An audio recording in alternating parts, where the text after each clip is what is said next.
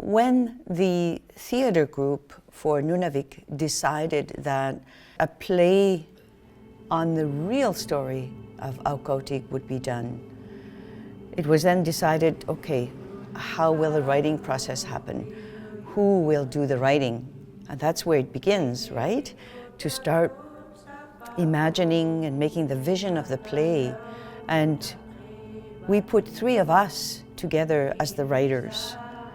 Myself, ᖁపిᕐᕈअ��ᒃ, and we wanted to also be sure to include a youth in the writing process. So Daniel Gadbois joined us. So we were three of us. And then what we also did was to have the participation, to have a collective participation of the community.